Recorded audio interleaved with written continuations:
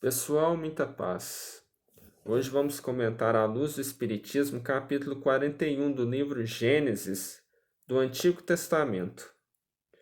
É o famoso sonho do faraó, que virou até provérbio, ditado popular, o tempo das vacas gordas e o tempo das vacas magras. E o faraó sonhou com isso mesmo.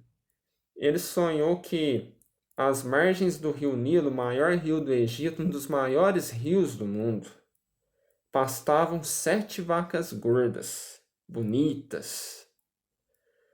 Mas de repente ele viu 7 vacas bem magras, e essas vacas devoravam as vacas gordas. E o faraó ficou por entender esse sonho. Ele chamou as pessoas que aparentemente eram mais capacitadas do reino do Egito, os magos, adivinhos, mas ninguém conseguiu interpretar aquele sonho. Então ele chamou um prisioneiro judeu, um prisioneiro hebreu, José. E José, inspirado pelos espíritos superiores, em nome de Deus, interpretou aquele sonho.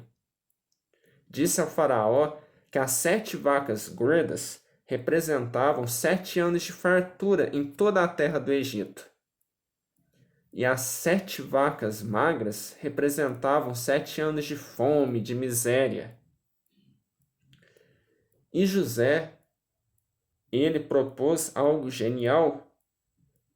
Quando esses 7 anos de fartura viessem, que boa parte dessa produção agrícola fosse estocada em celeiros, para que quando viessem os tempos difíceis, ninguém ia morrer de fome, porque ia ter alimento estocado nos celeiros.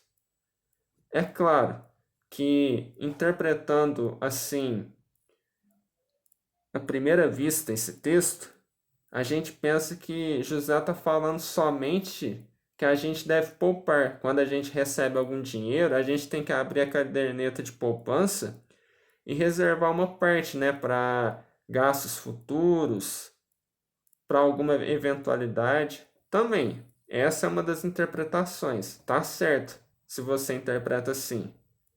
Mas isso vai muito além. Ora, quem é espírita recebe muitos conhecimentos do mundo espiritual, conhecimentos que nos instruem sobre o que acontece no mais além, e ao mesmo tempo nos consola muito, né?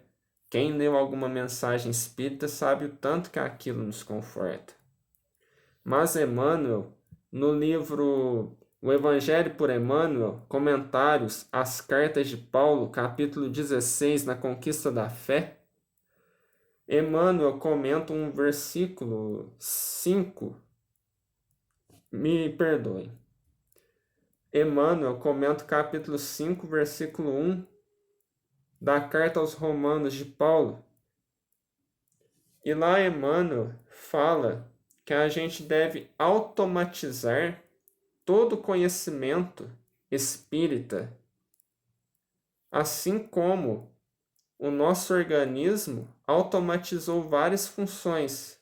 Por exemplo, nosso coração bate independente da nossa vontade. Os alimentos são digeridos independente da nossa vontade, isso aí é automático. A gente não pensa para acontecer esses processos orgânicos. O mesmo dos conhecimentos espirituais, da fé que a gente adquire quando a gente estuda essas obras, esses textos que os amigos espirituais nos trazem em nome de Deus. Ora, os conhecimentos espíritas não são apenas para os dias felizes, para os dias alegres, para a gente achar bonitinho e para indicar o que o outro deve fazer. Esse texto é bom para fulano, né? Não. E quando chegam os tempos difíceis? Principalmente aí que devemos mostrar que estamos realmente aproveitando todo esse conhecimento que a gente tem. Por exemplo, a gente é ofendido, o que a gente aprende com o Espiritismo? A perdoar. Esse perdão tem que ser automático. Diante das crises, o que a gente aprende? A ter fé, não é mesmo? Então, essa fé, esse perdão, essa tolerância que a gente tem que ter uns para com os outros, esse espírito de serviço, de caridade tem que ser automático. A gente nem deve pensar muito. A gente simplesmente deve fazer. Do mesmo modo que o nosso organismo digere os alimentos sem a gente pensar, o mesmo deve acontecer nessas situações difíceis. Fé, resignação, perdão devem ser automáticos em nossa vida. E por que o organismo funciona tão bem? Porque o alimento que a gente consome sustenta esse organismo. É o mesmo dos conhecimentos espirituais. A gente se alimenta com esses textos maravilhosos da doutrina espírita e vai automatizando em nosso ser espiritual. E quando vem as situações difíceis, a gente está com essa reserva, igual lá José do Egito, que reservou parte dos alimentos, né, para as épocas difíceis. Quando chega essas horas difíceis, se a gente realmente compreendeu o Espiritismo, vamos passar por essas épocas com absoluta tranquilidade e fé. Não é um processo fácil. Cair Schutel fala isso, que a fé não vem de um jato, ela é uma construção de cada dia. Assim como o organismo aprendeu a automatizar essas funções ao longo dos séculos. Mas a gente tem que começar agora e não deixar para depois, porque se vier as épocas difíceis, aí o desespero vem e o conhecimento espírita que a gente tem. O que a gente está fazendo dele, não é mesmo? Por hoje é só, pessoal. Muita paz.